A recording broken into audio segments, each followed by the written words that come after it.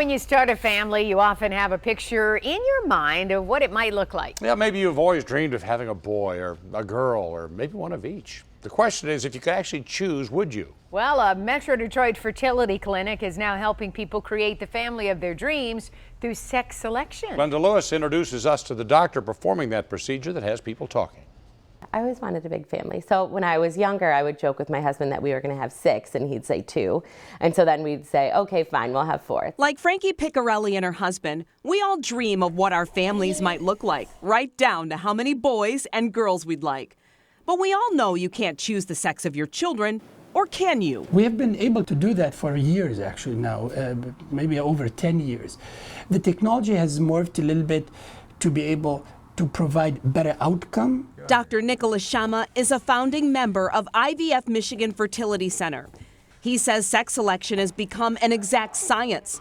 At his center in West Bloomfield, they can do a genetic screening on a couple's embryos and determine the sex before implanting. They come in basically for family balancing. And family balancing implies that if they have, let's say, 3 boys, and I mean, women and couples always want to have their little girl, they come in for a girl, and vice versa. But most of the families Dr. Shama works with come to him first for a different reason, like Frankie. It doesn't just take a village to raise a family. For me, it's taken a village to have a family. Frankie's Detroit home is filled with giggles of her 2 beautiful daughters. Their second, Giselle, or Gigi, is the baby. They lovingly refer to her as their science experiment. It's very scary, and it's overwhelming because every day you're waiting on a phone call, or you're waiting on more test results, or you're waiting on a blood draw. But it went well for us, and I'm extremely grateful for that. When they went through in vitro fertilization with Gigi, multiple embryos were created. We have 5 frozen embryos. We have 3 boys and 2 girls. They didn't find out she was a girl until they were pregnant. But now that they're thinking about baby number 3. And so we sat down with Dr. Shama. He looked at my husband, he kind of giggled, and he said, I know why you're here.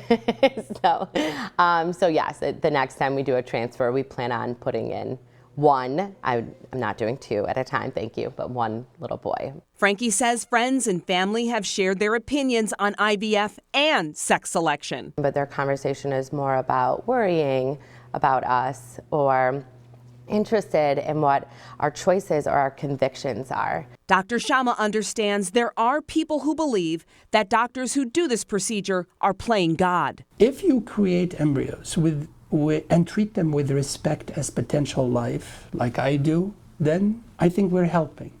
And we're helping the heavens, or whatever divine entity you want to call. He also says data is being tracked, and there's been no change to the natural ratio from boys to girls since gender selection became an option.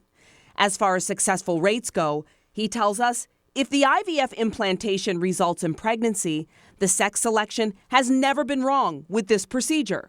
Oh. Frankie and her family plan to try for that boy with another IVF procedure this fall. She says she hopes people will stop judging and try understanding. I think people need to do what feels right for their family. And this process is not easy by any means. Now, this process is not for everyone. As we mentioned, in order to guarantee the sex of your baby, you need to go through IVF. And the whole process can cost upwards of $20,000. I'm Glenda Lewis, 7 Action News. Back to you.